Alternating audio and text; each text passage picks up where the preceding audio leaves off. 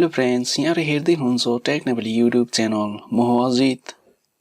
र फ्रेन्ड्स, यदि तपाई गेम खेल्न या कन्टेन्ट हेर्न या त ब्लग वेबसाइटलाई प्रयोग गर्नको निम्ति बेस्ट फ्री फास्ट VPN को विषयमा जान्न चाहनुहुन्छ भने र यो भिडियोमा फ्री फास्ट VPN को विषयमा जानकारी पाउनुहुनेछ।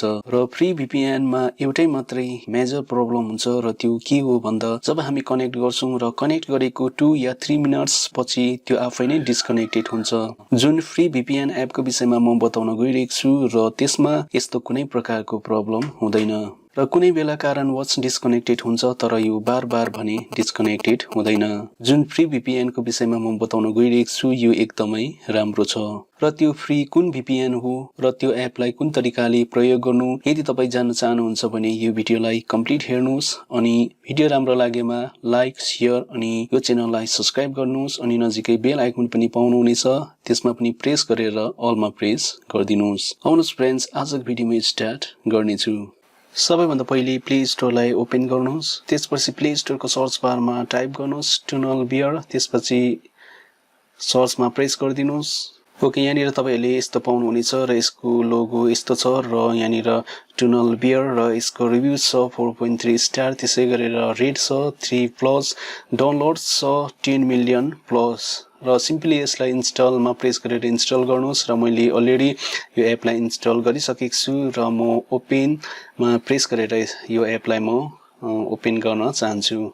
ओके, त्यसपछि यहाँनिर इमेल एड्रेस दिनुस्, त्यसपछि पासवर्ड यहाँनिर सेट गर्नुस् र म छिटो इमेल एड्रेस अनि पासवर्डलाई सेट यहाँनिर म गर्नेछु।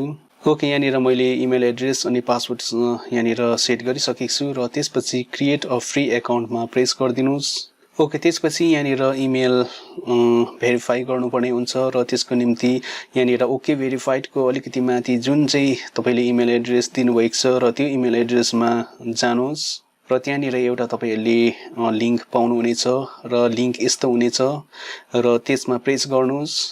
त्यसपछि तपाईहरुले यस्तो पाउनुहुनेछ भेरिफाई माई अकाउन्ट र यसमा प्रेस गर्नुस्।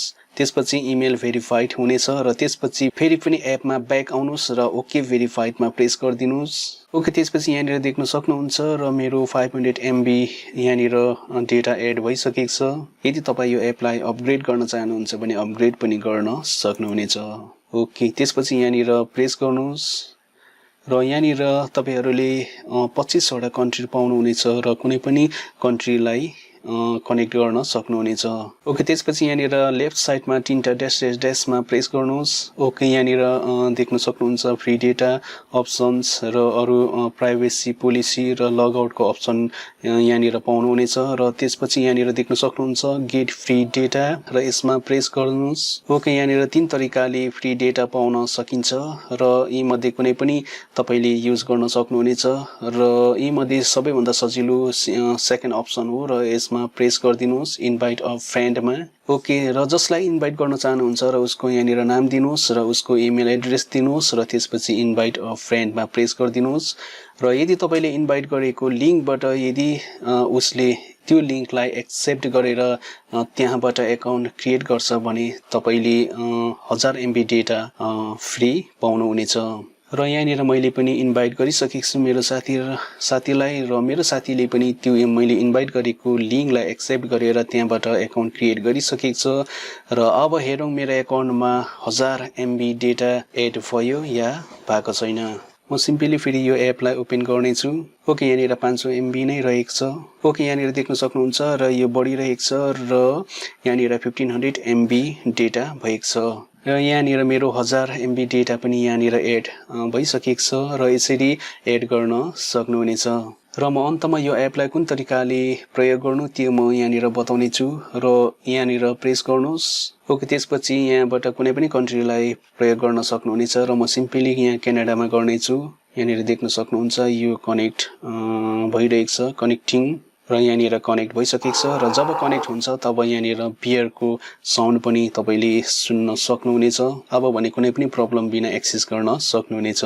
यदि यो भिडियो हेल्पफुल लागेमा भिडियोलाई लाइक गरिदिनुस्, आफ्नो फ्रेन्ड्सहरुलाई शेयर गरिदिनुस् अनि यो एप तपाईहरुलाई कस्तो लाग्यो मुनि कमेन्ट बक्समा मलाई कमेन्ट गरेर बताउन सक्नुहुनेछ।